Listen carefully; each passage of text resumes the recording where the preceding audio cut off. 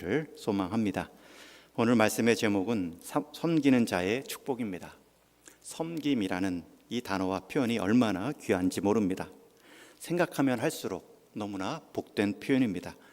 그래서 우리 교회 표어도 사김과 섬김이 들어가 있습니다. 이 섬김에 관한 말씀을 준비할 때에 떠오른 드라마 하나가 있습니다. 2018년 제작 방영되었던 나의 아저씨라는 제목의 드라마입니다. 전편을 다 보지는 못했지만 정말 갈등과 화해를 헤쳐나가며 인생 교훈을 주는 웰메이드, 아주 잘 만든 드라마이다 느꼈습니다. 제가 개인적으로는 스토리도 좋았지만 제게 가장 인상적인 것은 캐릭터입니다. 그 남자 주인공 이선균 씨가 맡았던 건설사 안전진단팀장입니다. 그는 조직에서는 잘 나가는 실세는 아니었지만 그렇다고 권력에 줄을 서는 사람도 아닙니다. 대신 자신의 전문성과 경험을 가지고 자기 영역을 책임을 잘 감당하여 누구도 함부로 하지 못하는 인물입니다.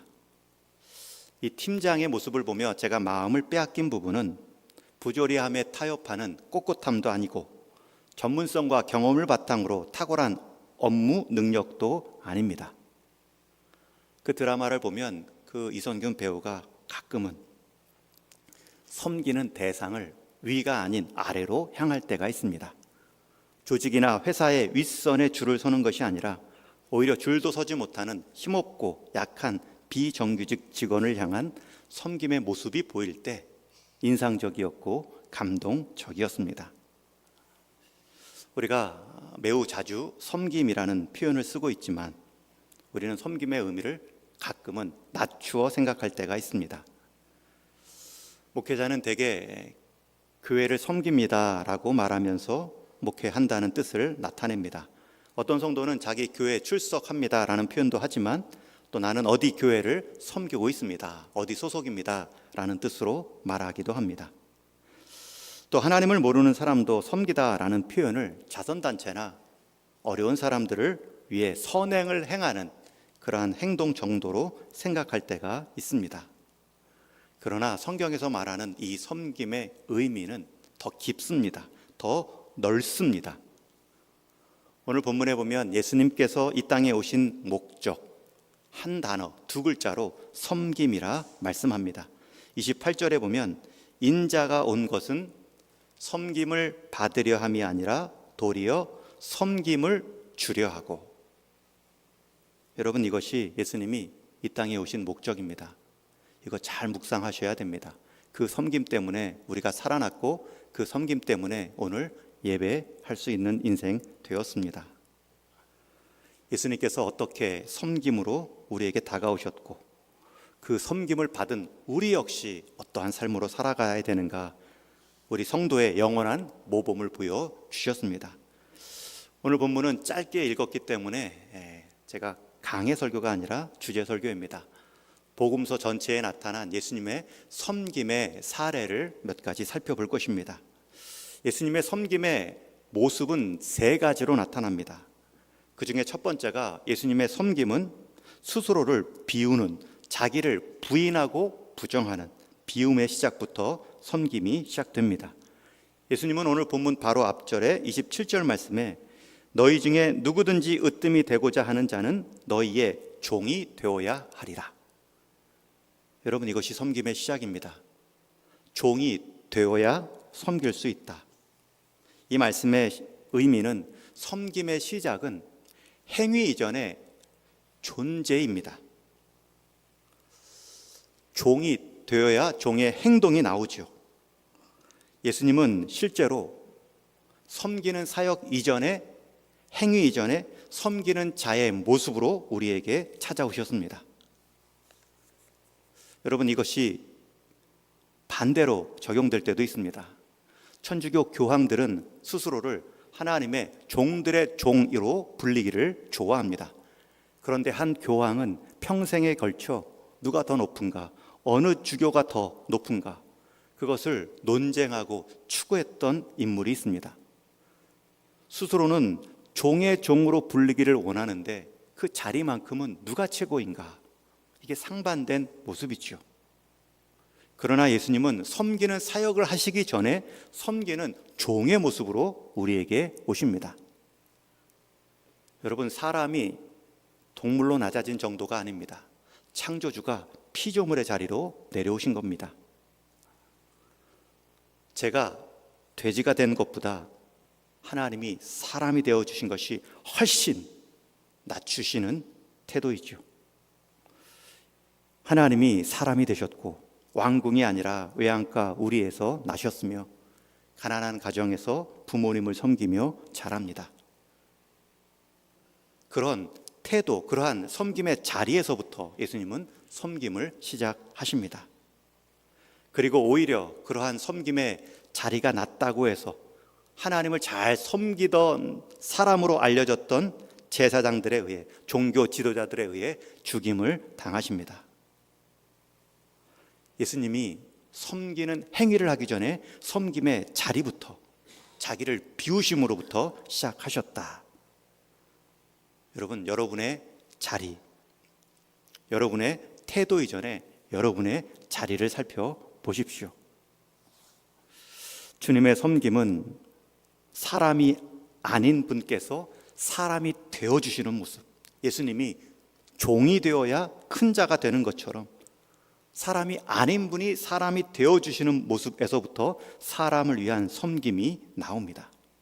하나님의 존재됨을 부인하는 모습이죠. 섬김은 행동 이전에 자기 자신의 부인이다. 여러분, 때로는 아까 교황처럼 섬기는 행동을 하면서 속으로는 내가 누구인 줄 알고 라는 마음이 들 때가 있습니다. 저도 가끔 대화하다 보면 내가 이 정도도 알지 못하는가? 상대방의 말 중에 내가 그래도 목사인데, 내가 그래도 신학을 했는데, 그것도 모르는 전제하에서 내가 평가받는 것처럼 여겨지면 여러분, 내 마음은 다르지요. 그런 마음이 들기 시작하면, 내가 목사라는데 라는 마음이 들면 상대를 향한 온전한 경청의 섬김은 어렵습니다. 그래서 자기 부인하는 것, 나를 낮추는 것에서부터 참된 섬김이 시작되지요. 때로는 낮추고 때로는 자리와 직분이 오래될수록,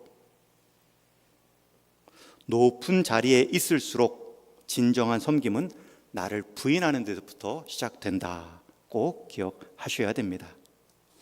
이것을 빌립보서 우리가 암송하는 말씀 중에 그는 근본 하나님의 본체시나 하나님과 동등됨을 취할 것으로 여기지 아니하시고 오히려 자기를 비워 종의 형체를 가지사 사람들과 같이 되셨고. 여러분, 예수님은 섬기는 종의 모습을 보이기 전에 종의 자리까지 내려오셨습니다. 그러니 섬기려면 우리의 행위만을 보지 마시고 그것을 행하는 나의 마음가짐부터 살펴보십시오. 혹시 내가 섬길 때에 상대로부터 내 존재가 부인되는 듯한 상황이 온다면 그걸 잘 견디십시오. 그 견디는 것 자체가 최고의 섬김입니다. 첫 번째 예수님이 보여주신 섬김의 모습은 자기 부인입니다. 두 번째로 주님께서 보여주신 섬김의 모습은 섬김의 행위입니다. 종의 행위입니다. 예수님은 종의 자리로만 내려온 것이 아니라 실제로 복음서에 보면 종들이 하던 일들을 하십니다. 가장 대표적인 게 첫 번째로 세 가지만 살필 건데요. 예수님은 자신을 늘 상대의 필요에 맞추어 시간표를 짜십니다. 예수님 인생에는 마치 스케줄이 없는 것처럼 불쑥불쑥 필요에 의한 요청들을 응답하십니다. 마태복음 8장에 보면 예수님이 막 가버나움에 도착했는데 거기서 행하실 일과 계획이 있을 테인데 뜬금없이 백부장이 나타나 자기 종을 고쳐주십시오. 예수님은 두말 않고 가자, 내가 고쳐주리라 일정을 변경하십니다. 또 회당장 야이로의 딸을 고쳐주러 회당장과 함께 갈 때에 갑자기 뒤에서 옷깃을 만진 12년간 혈루병으로 고생했던 여인을 고쳐주시죠. 가던 길을 멈추시고 그 여인의 믿음을 드러내기 위해 누가 나의 옷깃을 만졌느냐, 내 믿음이 너를 구원하였다, 보란듯이 그 여인의 삶에 변화를 가져오셨습니다. 또 마가복음 6장에 보면 예수님과 제자들은 쉴 새도 없이 밀려드는 사람들에 의해 거의 병 고치고 가르치고 거의 사람들에게 들볶이는 듯한 장면들을 볼 수 있습니다. 주님은 상대가 필요로 한다면 언제라도 자신의 일정을 취소하고 변경합니다. 헨리 나우엔이라는 영적 신학자가 있습니다. 작가로도 알려져 있죠. 그분이 목회의 정의를 거룩한 내어줌이라고 말한 적이 있습니다. 목회라는 것은 거룩한 내어줌이다. 목회 일정 많은 것 같고 목회 일정이 여러 사람들을 만나는 것 같지만 불쑥불쑥 찾아오는 성도의 필요, 목회의 요청들을 거룩한 내어줌으로 드리는 것, 이것이 목회다. 여러분, 그렇게 예수님은 목회를 하셨습니다. 사역을 하셨습니다. 마치 일정이나 스케줄이 아무것도 없는 분처럼 행동하셨습니다. 여러분, 이것은 종이 주인을 대하는 기본적인 태도입니다. 다급한 필요가 있는 사람을 주인으로 모시는 종의 마음가짐입니다. 그런데 예수님이 그렇게 행동하지요. 여러분, 젊은 엄마가 아기를 키울 때 거룩한 내어줌이 있죠. 얼마나 하고 싶은 것도 많고 먹고 싶은 것도 많습니까? 그러나 아기를 키우다 보면 잠도 잘 못 자고요. 아기를 먹여야 할 때 먹이기 때문에 내가 먹고 싶은 것도 절제할 때가 있죠. 수유를 한다면 커피를 가려 먹고 약도 심지어 가려 먹습니다. 시간뿐만 아니라 자기 몸을 거룩하게 내어주지요. 여러분, 그것은 아기를 사랑하는 어미의 마음입니다. 그런데 예수님이 그렇게 하십니다. 예수님이 상대의 필요에 자기 시간들을, 자기의 상황들을 내어주십니다. 또 한 가지 예수님께서 보이신 종의 행동은 발을 씻겨주는 겁니다. 당시 팔레스타인 지역은 건조하다 못해 먼지가 많아 항상 상대의 집에 들어가면 발이 먼지로 뒤덮여 있기에 씻을 물을 줍니다. 그리고 조금 귀한 손님이면 종을 시켜 발을 씻게 하는 것이 예의입니다. 근데 바리새인 시몬의 집에 초청받은 예수님은 이것을 너무나 당연한데 이것을 행하지 않은 그 시몬을 향하여서 너는 나에게 물도 내주지 않았다, 이런 책망을 하신 적이 있죠. 그런데 예수님은 제자들의 발을 씻길 때 물만 떠준 것이 아니고 아예 제자들을 한 명 한 명 발을 씻겨 주십니다. 그 장면을 요한은 아주 세세하게 기록합니다. 요한복음 13장에 보면 겉옷을 벗고 수건을 허리에 두르고 대야에 물을 떠서 제자들의 발을 씻기고 다시 허리에 두른 수건으로 그 젖은 발을 닦으셨다. 여러분, 이 행동 하나하나가 종들이 하는 행동입니다. 그런데 그 행위를 지금 예수님께서 제자들에게 행하십니다. 제자들이 예수님의 발을 씻겨주는 것이 마땅한데 예수님이 제자들의 발을 씻기셨죠. 지금 종들이 하는 모습을 예수님이 막 하시는 거예요. 세 번째 사례는 예수님이 부활하신 후에 갈릴리 호수를 찾아가 제자들을 찾아 만날 때에 밤새 예수님 떠난 제자들이 물고기를 잡고자 수고했지만 잡은 것이 없을 때 그 돌아오는 그 허기진 마음, 지친 몸을 가지고 예수님께서 숯불을 피워놓고 그 불 위에 생선을 구우시며 조반을 준비합니다. 그때 제자들이 4명 정도였고 예수님까지 포함하면 5사람분의 아침 조식을 준비합니다. 그리고 돌아온 제자들을 향해 와서 조반을 먹으라. 여러분, 이 모습은 아침밥을 준비하는 주부의 모습이자 주방에서 주인을 위해 음식을 준비하는 종의 모습입니다. 예수님은 개의치 않으십니다. 종의 삶을 그냥 행하십니다. 심지어 누가복음 12장에 보면 예수님은 비유 속에서도 종의 모습으로 나타납니다. 누가복음 12장에 보면 예수님은 혼인집 잔치에서 잠시 타지로 출타한 주인으로 나옵니다. 그리고 집을 지키라, 내가 돌아올 때까지 깨어있으라. 그 종들은 아마 성도를 의미합니다. 예수님은 출타했다 다시 오시는, 재림하시는 주님으로 비유되죠. 주인이 돌아올 때까지 주인이 남긴 말은 깨어있으라입니다. 허리에 띠를 띠고 등불을 준비하라. 그런데 여기서 가장 충격적인 모습은 그렇게 돌아온 주인이 깨어있는 종들을 향해 행한 모습입니다. 당연히 주인이 오랜만에 돌아왔으면 종들에게 섬김을 받아야 되는데 이런 표현이 나옵니다. 누가복음 12장 37절 같이 읽습니다. 시작. 주인이 와서 깨어 있는 것을 보면 그 종들은 복이 있으리로다. 내가 진실로 너희에게 이르노니 주인이 띠를 띠고 그 종들을 자리에 앉히고 나와 수종 들리라. 깨어 있는 것 너무나 귀한 일이죠. 깨어 있는 모습으로 주님을 맞아야 됩니다. 그런데 그렇게 깨어 있는 종들을 향하여서 행하신 주인이 무엇입니까? 내가 진실로 너희에게 이르노니 주인이 띠를 띠고 그 종들을 자리에 앉히고 나와 수종 들리라. 여러분, 이것이 천국 비유라면 천국에서는 주인이, 우리 주님도 섬김의 모습을 이어가는 분으로 해석할 수 있습니다. 친히 허리에 띠를 띄우시고 섬기는 자의 모습을 천국 비유에서도 강조하십니다. 이러한 사례들 몇 가지 복음서에 나타난 모습을 보며 예수님은 종의 형체로만, 자리로만 낮아지신 것이 아니라 종이 하는 일들을 하셨습니다. 여러분, 세상의 통치자들은 땅을 정복하고 도시를 세우고 자기의 기념비를 여러 남기는 것, 위대한 업적을 행하는 것으로 자기 과시를 하죠. 그러나 예수님이 남기신 것은 제자들의 발을 씻기고 아침 식사를 준비하며 식사 시중을 드는 섬김의 모습이었습니다. 심지어 이것을 공생의 기간만 하신 것이 아니라 천국 잔치에서도 종처럼 섬기는 모습으로 자신을 말씀합니다. 여러분, 예수님의 존재 방식, 행동 양식 그 자체가 섬김입니다. 두 번째까지 말씀드렸습니다. 첫 번째는 예수님의 섬김의 시작은 자기 부정이다. 종의 자리까지 내려오십니다. 두 번째는 실제로 섬김의 행위이다. 종의 행위이다. 마지막 세 번째 예수님이 보여주신 섬김의 모습은 십자가입니다. 여러분, 섬김의 끝은 십자가입니다. 예수님은 자신의 사역, 섬기려 하러 왔다라고 말씀하시면서 이렇게 이어 말씀하시죠. 20장 28절 우리 한번 같이 읽습니다. 시작.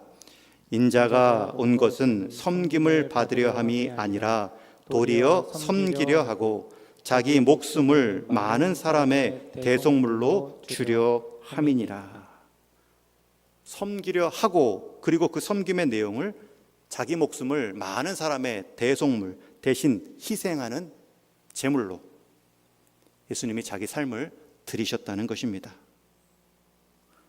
여러분, 예수님은 섬김의 끝을 죽음으로 말씀합니다. 여러분, 우리가 죽기까지 섬기겠습니다 라는 말은 죽기까지, 시간의 길이뿐만 아니라 죽을 만큼 섬김의 강도도 말씀합니다.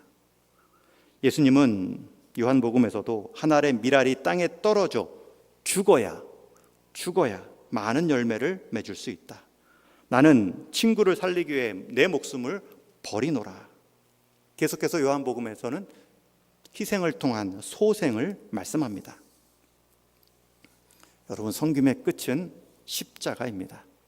이 말은 예수님은 섬길 만큼 섬기셨다는 겁니다.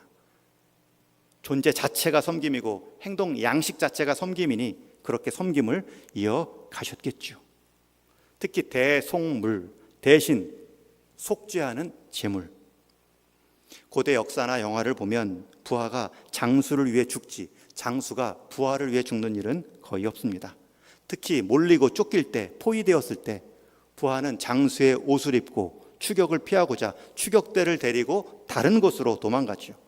옷을 바꿔 입은 장수는 부하의 옷을 입고 희생을 면합니다. 그런데 예수님은 거꾸로입니다. 우리의 쥐옷을 다 입고 자신의 의의 옷을 우리에게 입혀 주셨습니다. 얼마 전 미국 전 대통령 실제로 피습당했죠. 몇 센치 차이로 살아났습니다. 전 대통령 경호에 실패했죠. 그때 실패를 책임감을 느꼈는지 주저앉은 그 미국 전 대통령을 수많은 보디가드들이 덮었습니다.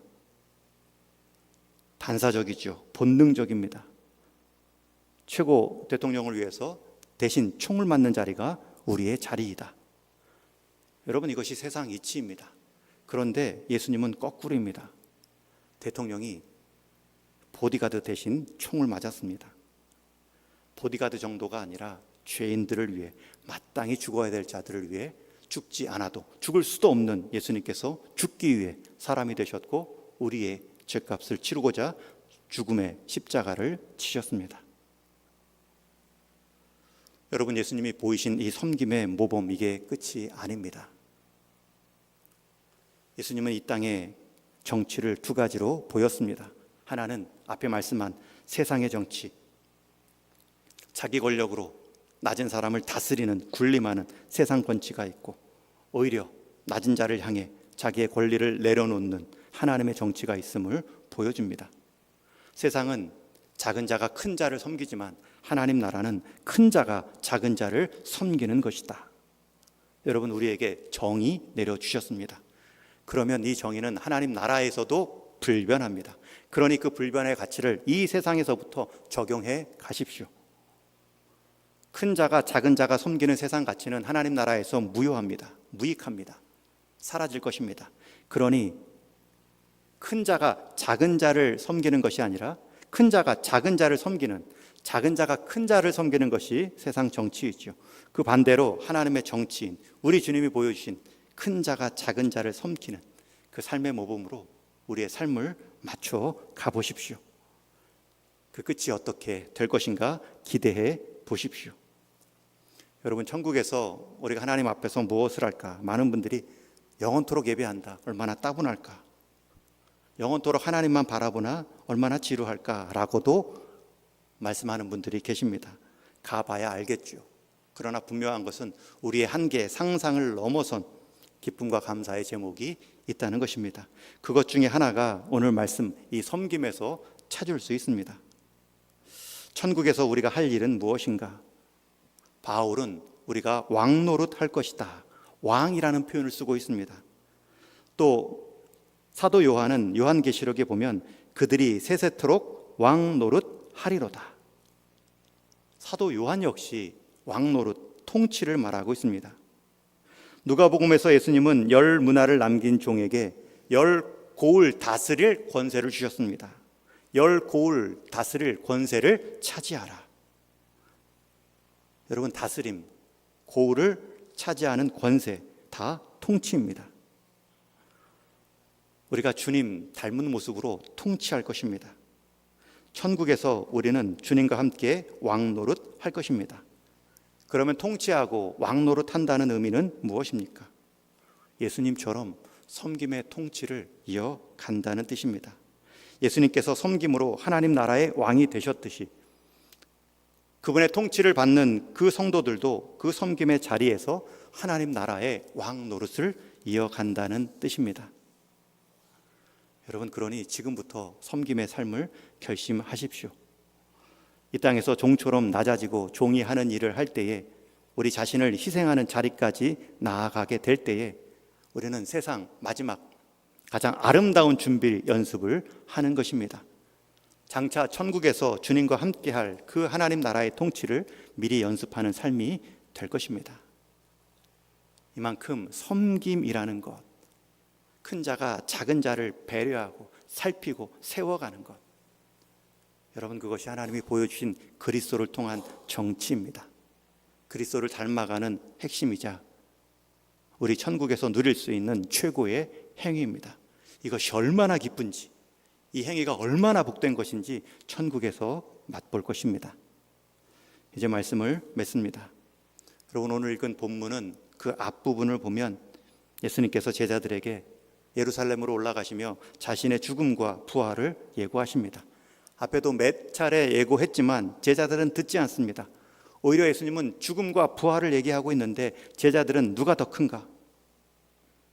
심지어 그 제자들의 부모까지 찾아와가지고 치맛바람을 일으키며 자기 자녀들에게 한 자리 달라 요청하지요. 예수님이 고난의 말씀을 하는데 먼저 된 자가 나중된다, 세상 권세의 위험을 말씀하십니다. 그리고 심지어 요한과 야고보의 어머니가 와서 가장 높은 두 자리를 달라 했을 때 예수님이 그 요청 앞에 너희는 너희가 구하는 것을 알지 못하는도다. 세상 권세를 달라고 이 두 아들에게 좀 허락해 달라고 요청하는데 너희는 너희가 구하는 것을 알지 못한다. 내가 마시려는 잔을 너희가 마실 수 있느냐? 그것을 구할 때 그것을 구함으로 인한 그 고난까지 너희가 질 수 있느냐? 요한과 야고보는 장담하듯 말하죠. 할 수 있습니다. 그러나 했나요? 못했죠. 다 도망갔죠. 이들은 구하는 태도, 자신이 역할, 감당할 수 있는 능력도 계산하지 않고 달라한 유리 그릇입니다. 여러분, 유리 그릇이 아령을 담을 수 없습니다. 한 바가지 믿음이 태산만한 능력을 담을 수 없습니다. 우리는 때로 우리가 알지 못하는 것을 구할 때가 많습니다. 대개는 세상 가치 따라 구할 때가 많습니다. 내게 필요치 않은, 아니 내게 있으면 더 나를 망칠 수 있는 것도 구할 때가 있습니다. 그러나 섬김은 주님이 우리에게 주시고자 하는 선물이고 모범입니다. 그리고 그 길의 끝은 생명과 살림입니다. 바라기는 주님이 이 땅에 오신 그 목적, 섬김을 우리가 깊이 묵상하고 닮아감으로 가장 영광스러운 하늘나라의 삶의 모습을 준비할 수 있는 귀한 동인의 성도님 되기를 주님의 이름으로 축원합니다. 기도하시겠습니다.